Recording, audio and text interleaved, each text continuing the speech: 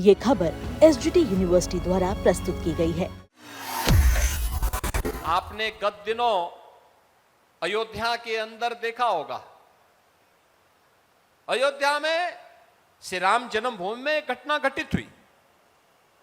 Trust ने बड़ी विनम्रता के साथ उत्तर प्रदेश सरकार को लिखा कि ट्रस्ट में ऐसी घटना घटित हुई है, समाचार पत्रों में मीडिया के माध्यम से कुछ चीजें, कतिपय चीजें सामने आ रही हैं।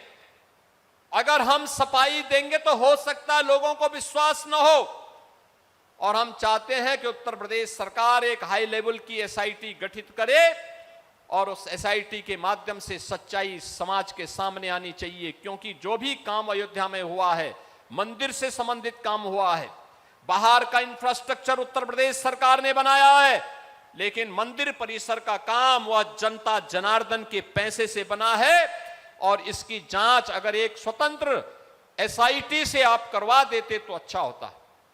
हमने तत्काल एक एसआईटी गठित की।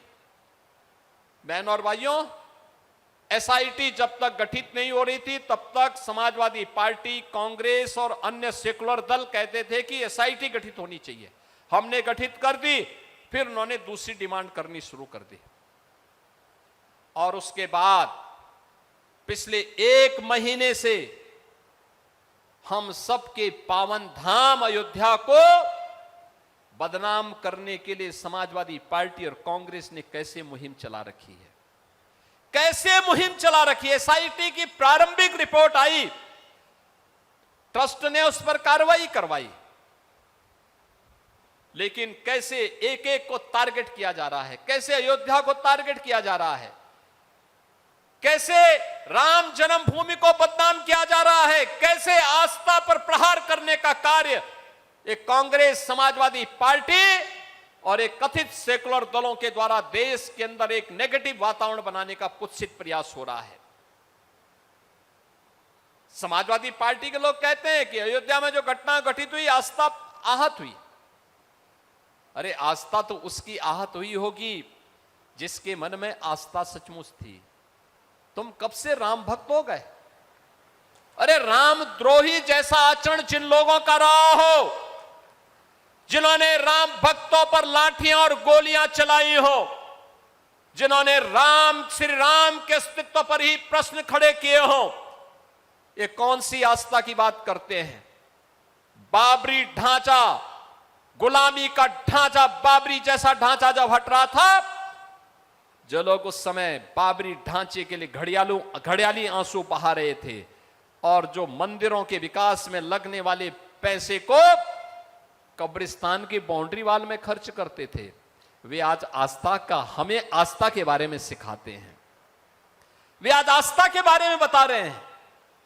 यानी आस्था नहीं है, आस्था के नाम पर हिंदू धर्म संस्कृति पर, भारत की आस्था पर प्रहार करना इन लोगों की एक कुटिल चाल है। और इस कुटिल चाल में मैं इसीलिए कहता हूं, इस कुटिल चाल को देख करके अब गिरगिट भी शर्माने लग गया होगा कि चलो मुझसे भी तेज रंग बदलने वाली कोई एक नई प्रजाति आ गई है, वो समाजवादी पार्टी के रूप में या कांग्रेस के रूप में, जो कितनी तेजी के साथ रंग बदलती। कल तक एक बाबरी ढांचे के लिए आंसू बहा रहे थे, और आज राम भक्तों की भावनाओं को आहत करने के लिए किस प्रकार के वक्तव्य देकर के अयोध्या धाम को बदनाम कर रहे हैं।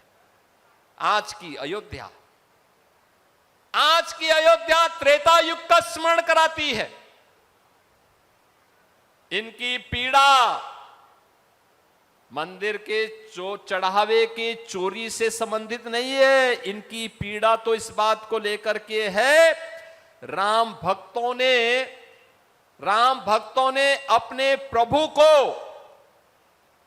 श्रद्धा और सम्मान देने के लिए प्रभु का इतना भव्य मंदिर का निर्माण सहयोग से कैसे कर बना दिया है, यह इनकी पीड़ा है।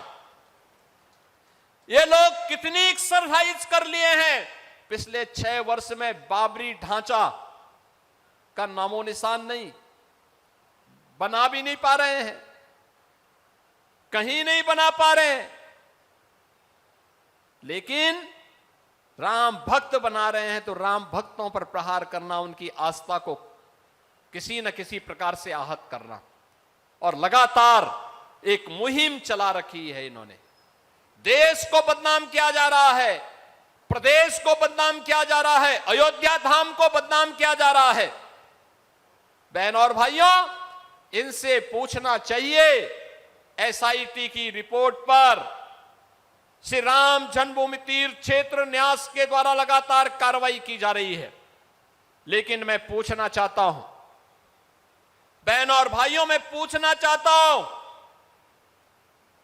एक चोरी थी, समय रहते सब पर कार्रवाई हुई है और हो रही है, लेकिन वक्फ के नाम पर हजारों एकड़ लैंड, गरीब की लैंड, सरकारी लैंड वारा न्यारा हुआ है।